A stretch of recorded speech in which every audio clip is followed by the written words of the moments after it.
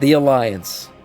I'm a member of the Alliance, been a member of the Alliance, you know, since the very beginning in vanilla. And the Alliance right now is in an odd spot, right? We have a king sitting on a throne in Turalyon who isn't really the king. He's the king of Stormwind, which kind of defaults him as the king of the Alliance. But what's he exactly doing? He's just kind of, you know, letting things coast for now. Is he going to lead us in any certain direction? And then we got Anduin, who is kind of the rightful king, right? The born prince, soon to be king, who went into a war and then defaulted into kind of, you know, having, you know, a finger popping with Sylvanas in the Shadowlands. Now, I don't blame him. Who wouldn't want to finger pop Sylvanas in the maw all day? Any of us would take that opportunity. But he needs to come back. He needs to rule as the king of the Alliance. He takes up his father's throne. He needs to put some respect back on the Rin name. So right now, the modern Alliance is broken, and players are noticing.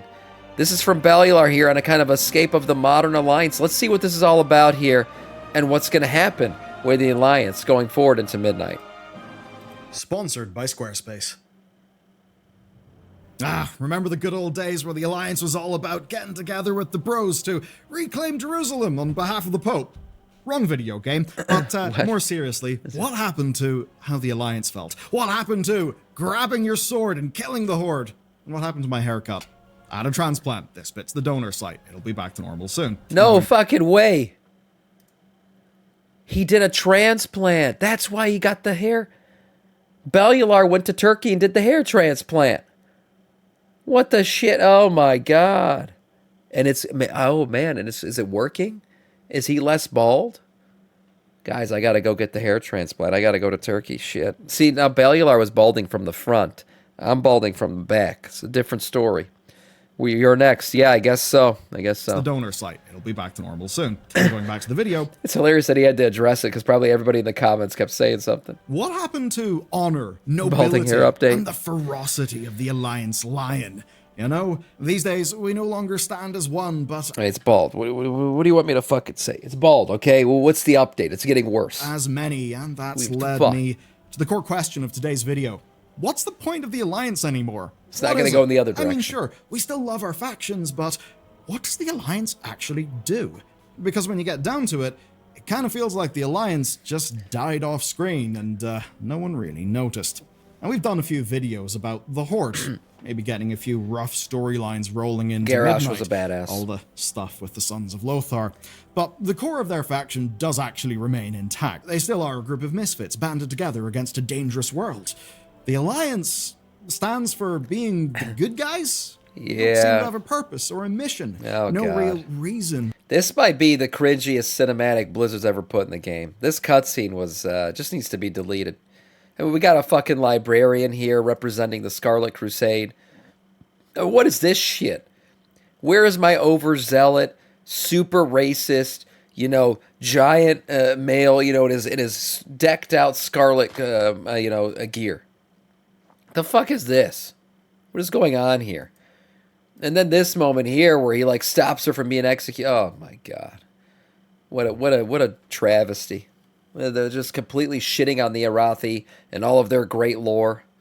That they're supposed to represent in the modern Warcraft. And he's bald. I mean, what else can I say? He's balding. Setting.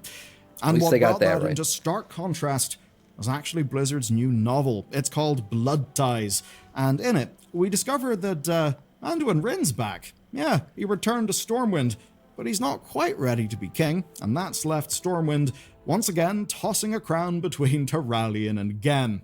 And with that, leadership of the Alliance is hanging up in the air. I've also got a bit of a challenge for you. Give me 30 minutes, and with today's sponsor, you'll finally have the website that you've been meaning to build. Squarespace is an easy-to-use site builder and award-winning templates, but they have developed so much as a platform lately.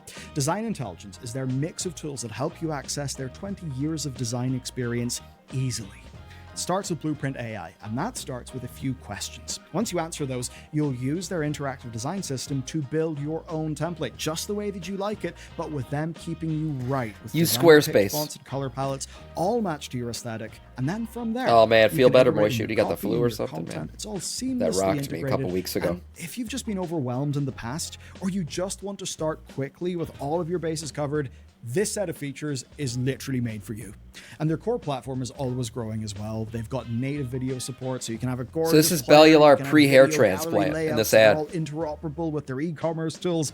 It's real impressive. And when I needed sites, Squarespace was my first port of call because they make it easy. So to get started today, go to squarespace.com/BellularGaming, check out Design Intelligence, and when you're ready to send your site live, use code BellularGaming for 10% off your first purchase of a site or domain. There it is.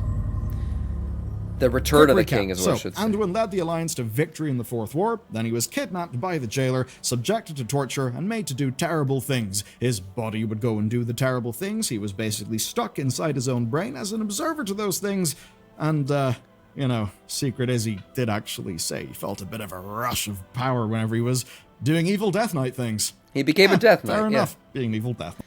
I thought Anduin, I still think he should have kept the gray hair. I think it kind of would have been like a cool mark of what had happened to him. And it would have fit that little comic that Blizzard came out with a long time ago, where he's talking to Prophet Velen and he's like hair is all gray and he's kind of scarred up. I really thought that's the direction they were going to go with this after, but he just went back to regular looking Anduin. Night would be kind of fun. Anyway, he then returned to Azeroth and just pissed off. Well, for a bit. technically He vanished haircut into Anduin. the wilds, and that left Turalyon as the regent of Stormwind. More importantly, as the High King of the Alliance. Now, in the recently released Blood Ties novel, Turalyon, Illyria, and Arator travel to the Broken Isle, where they find a fresh demon infestation at Fellsoul Holt. And, on the way, Turalyon catches us up with Stormwind politics.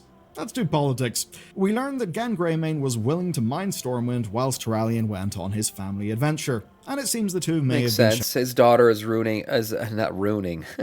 that's a Freudian slip. Is ruling over Gilneas right now, so he doesn't need to be there, right? She kind of stepped up as the new person to lead Gilneas, so he's sitting in Stormwind, helping out there. bearing the weight of that crown. And going into midnight, Turalyon's arc, we know, will pull him away from Stormwind and away from leadership of the Alliance. But he won't mind. He didn't actually like the position, he found it stressful, he rubbed people the wrong way, including Matthias Shaw and Gen Greymane, if, of course, we remember their initial reaction to his promotion. They were not best pleased. So, that's one thing established. Gen is currently holding down the fort. But then Turalyon casually drops that Anduin is in fact back, but he's not taken up his official title. Turalyon respects Anduin taking some time to heal, but, of course, with his attention now firmly on the Sunwell, Anduin may actually have to, step up and do the whole king thing, or actually make the call to just leave Gen as the guy holding the whole kingdom together. But not just the Kingdom of Stormwind, because I guess Gen's also High King of the Alliance.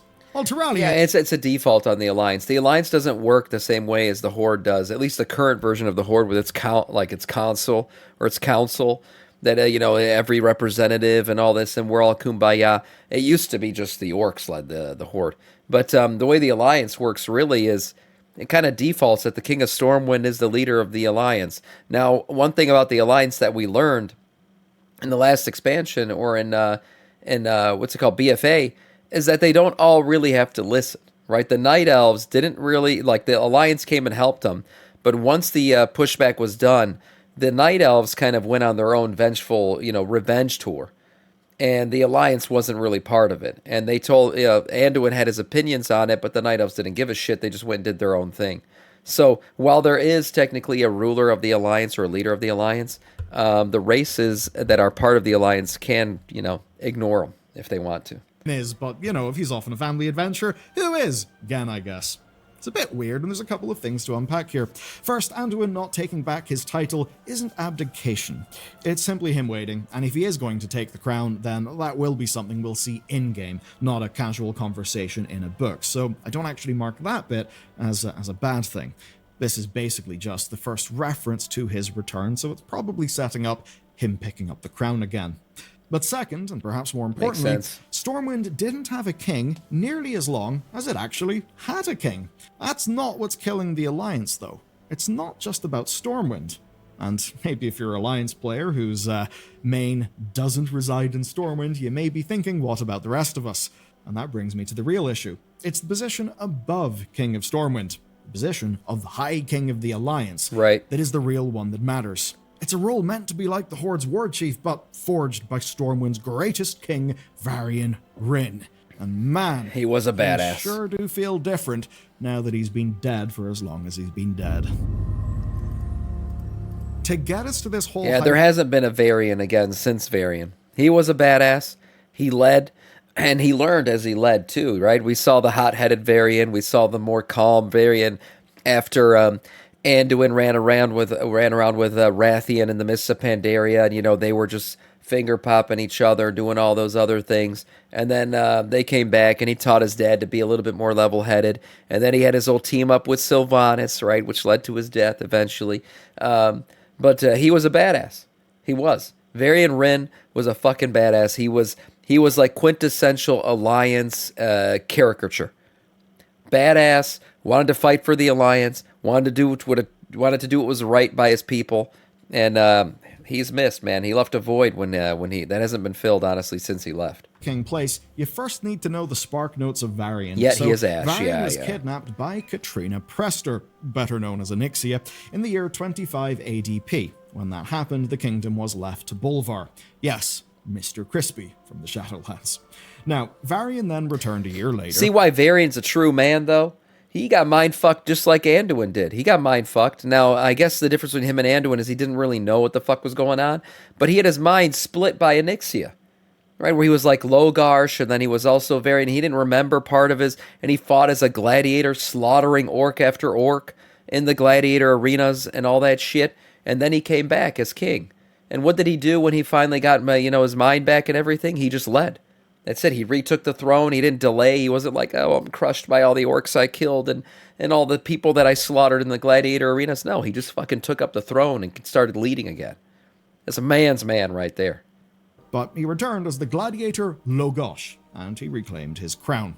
There's a whole story there we don't need to recap now. It's a great story. It's pretty weird. There's actually two Varians. But anyway, just in time for Wrath of the Lich King, all that is resolved. Varian is back. For us players at the time, it was huge. Stormwind finally had a king, and a bitch in New Harbor.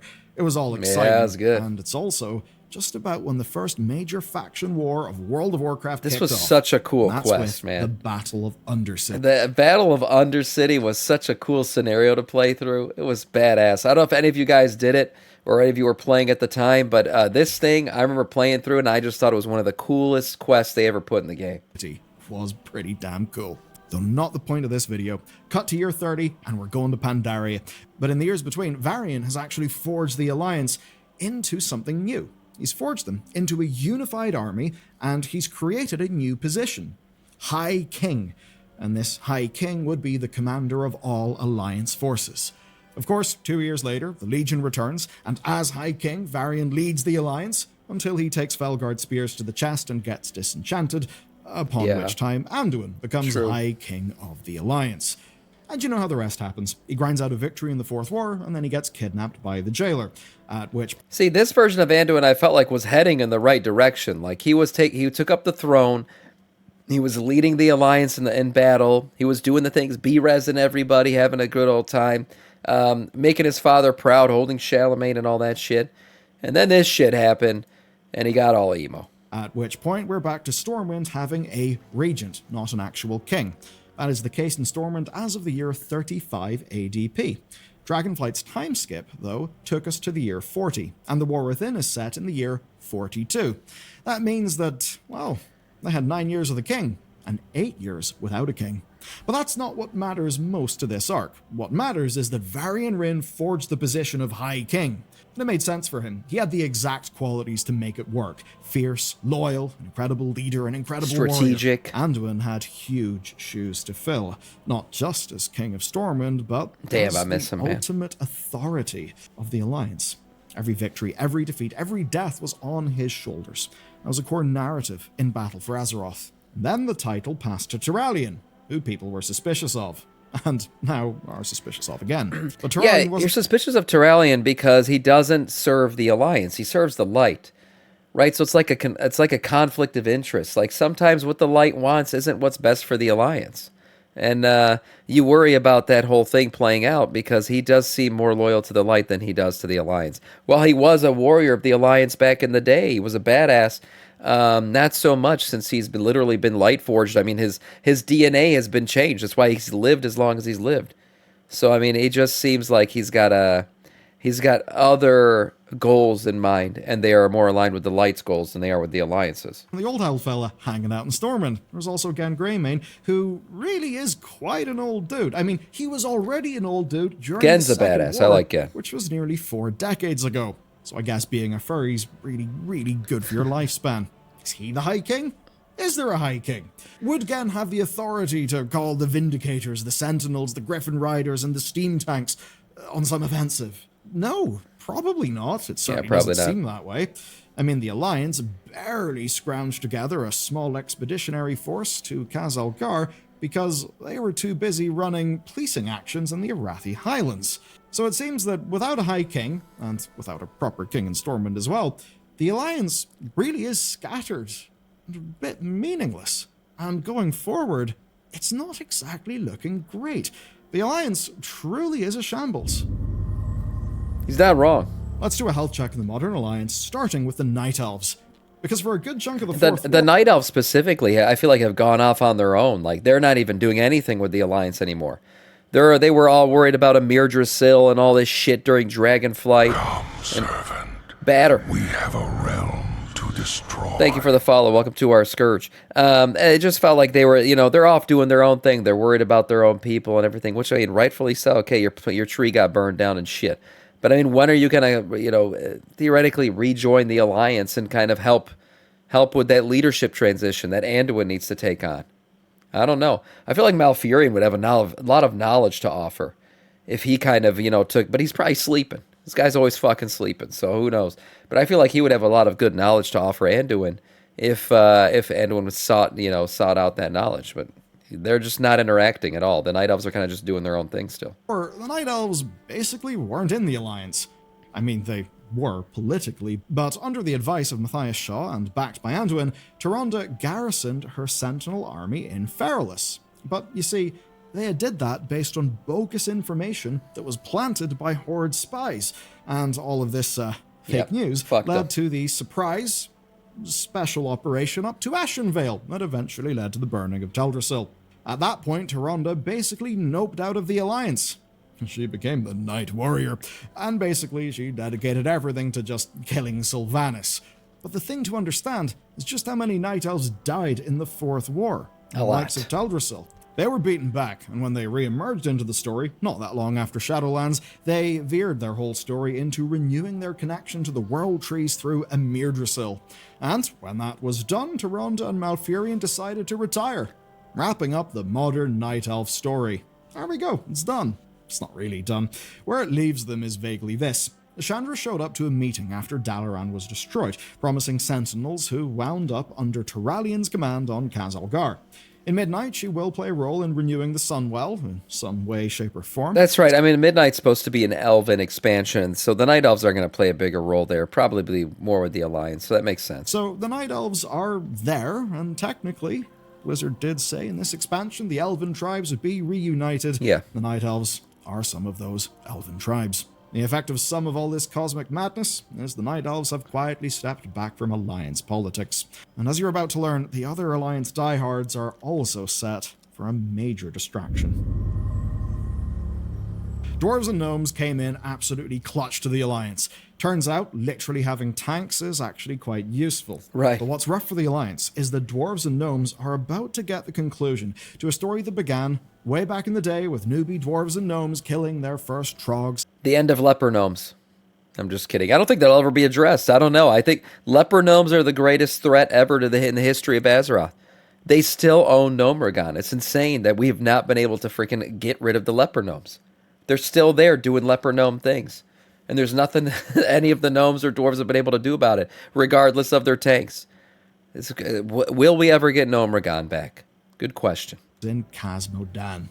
And that is the story of the creators, of the Titans, from Ironbrand's dig site to Uldaman, from Ulduar to Mechagon, right through to the seat of the Pantheon. The dwarves and gnomes are finally getting their payoff. Likely not in Midnight, of course. What I'm talking about is the events of the war within, and more importantly, where they'll all lead in The Last Titan. Now, these races will always be Alliance diehards, but when the Titans return, which does look quite likely, and it also seems likely we may even go to war with some of them, well, the once children of the Titans, these two groups, will be rather busy. Though the Alliance do have other factions, other diehards Makes like sense. the Wildhammer and Kultiran humans exist, and races like the Draenei, I think, can always be trusted to get on board with doing the right thing for the Alliance. But with Valen's intention to build a new Draenei city in Azeroth, you may have missed that, but it is a recent plot point from their Heritage Armor questline, I am convinced that, perhaps like with Silvermoon, their race will host some sort of cross-faction hub in the near future. And that'll be important for the Alliance, probably. because as of right now, they don't really have a proper foothold on that continent.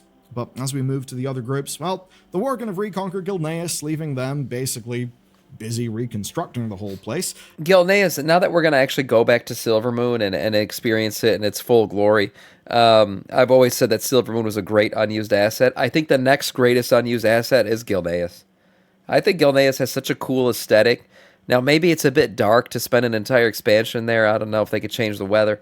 But the city itself is really cool. It's got a very unique aesthetic, unique music and everything. It's just we'd always use it. It's just there. And I thought when we did the whole quest line with the Worgens and all that shit that we were going to get, some new Gilneas stuff to do, but we didn't. It's just like, we fought off the Scarlet Crusade. Okay, great. And now we got a new Girl King. Okay. See you later, Gilneas. See you in 10 more years.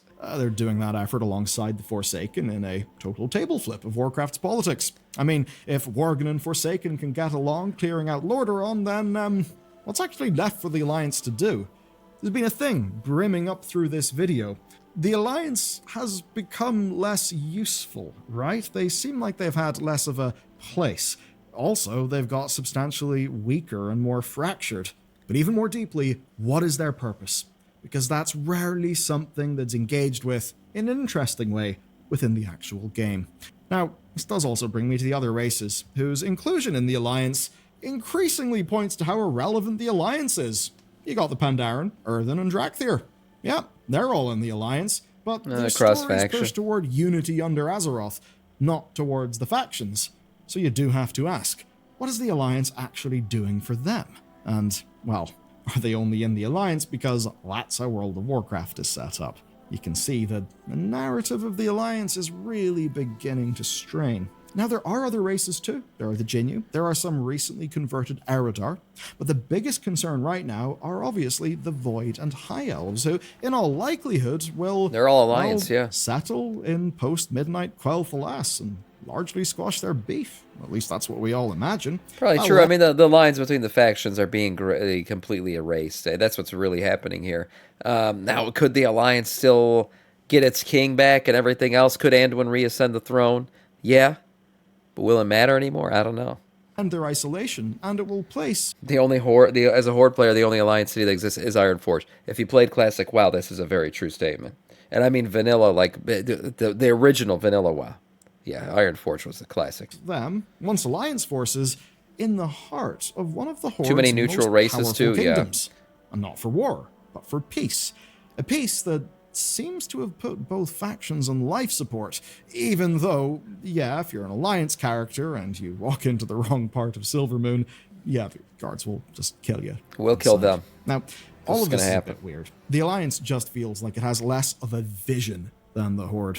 And for as much as Varian Rin homogenized the Alliance behind him, he at least was able to drive it forward, in a way that still felt like he was driving forward the faction.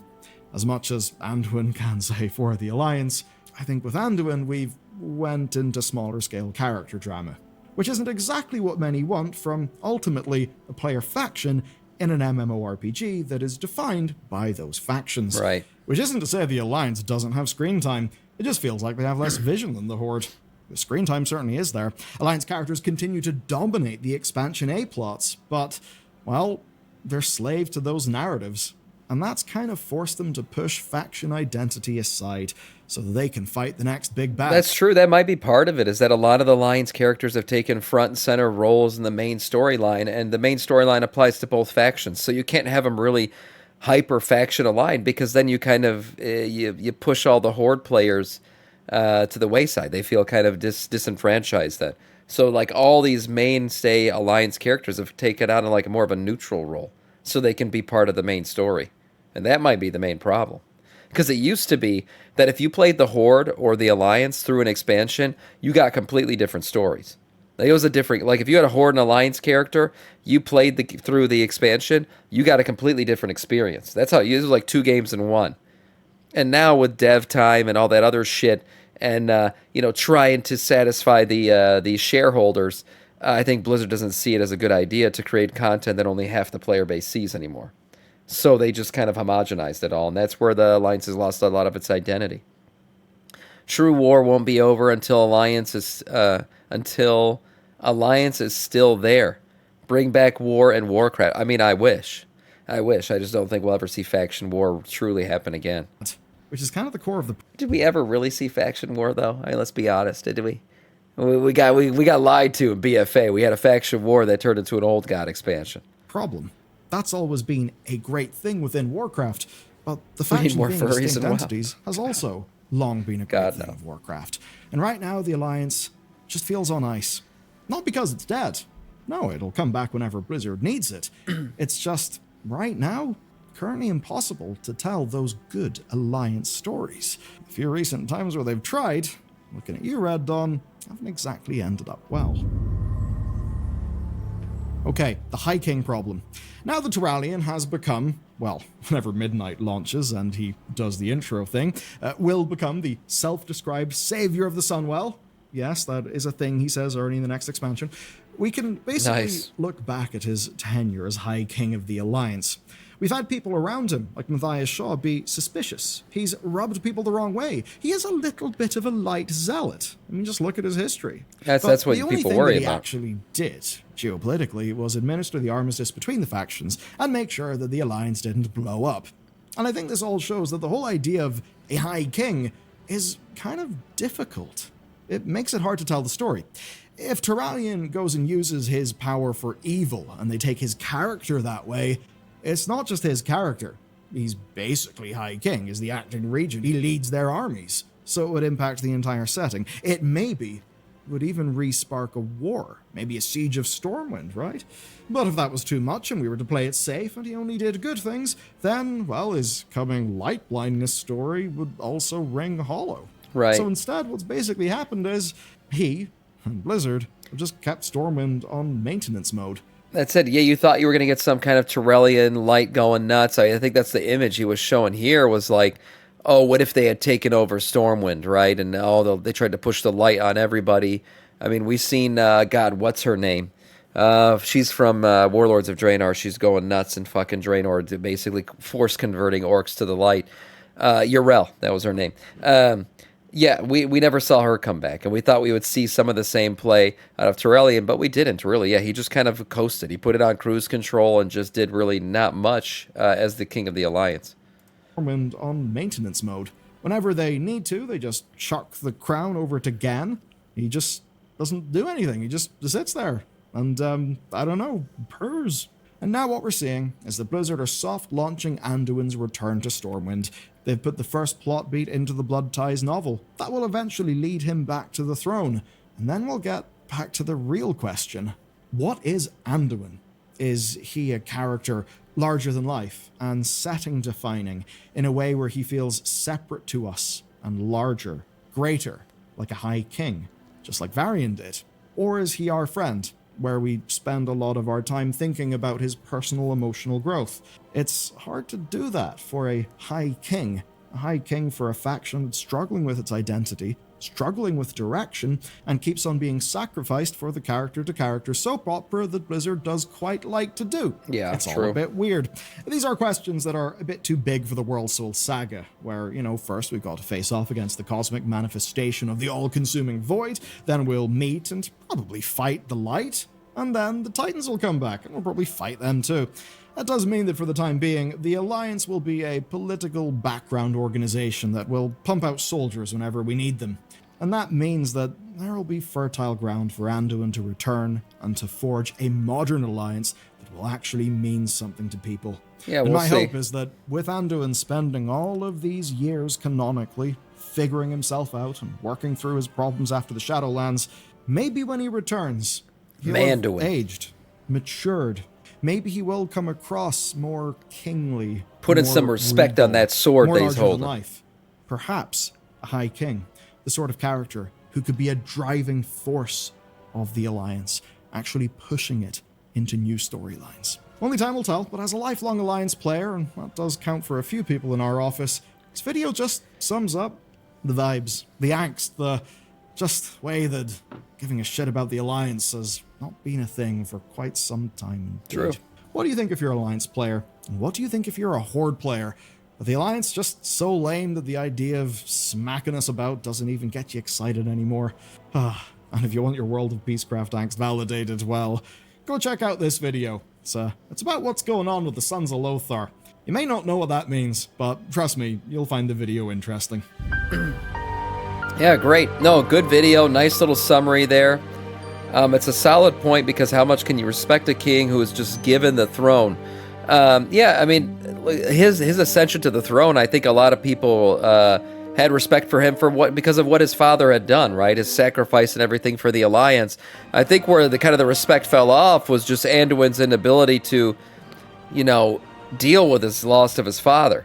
Now, he's had a lot of shit happen to him, but you got to imagine, through the war and everything that happened, a lot of people on the Alliance and the Horde lost family members, for sure.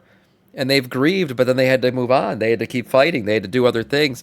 And seeing your king be unable to do that, it's probably a tough pill to swallow for a lot of the members of the Alliance.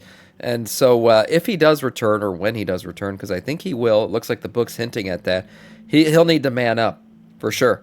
He'll need to man up as the King of Stormwind, as the High King of the Alliance, and kind of ascend the throne as a Rin, as his father's offspring, and lead the way his father did. We'll see if he's able to do that in Midnight and moving into the Last Titan. But overall, I think a nice video that really sums everything up here from Bellular.